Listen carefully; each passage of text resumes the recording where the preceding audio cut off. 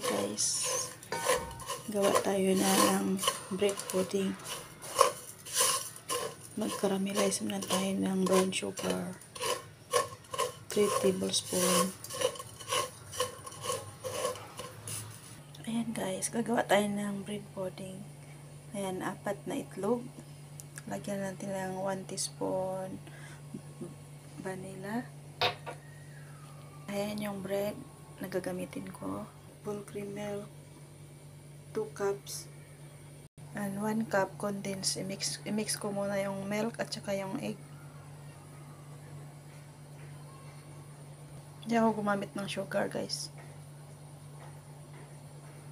Ayan guys, lagyan natin yung vanilla.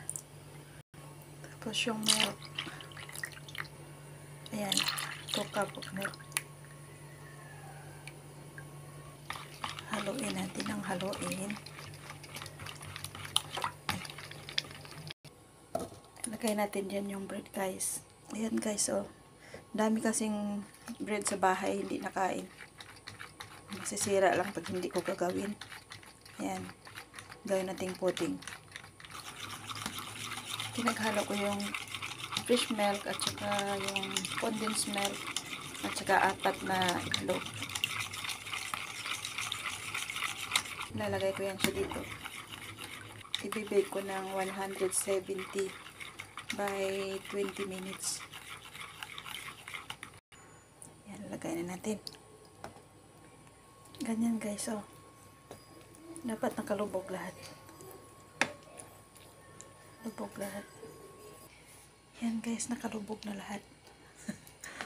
Bibig na natin. Ayan guys, nag-start na ng luto. Ayan na guys, luto na siya guys. Luto na yung bread pudding.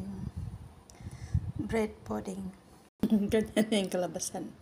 Hiniwa ko na agad.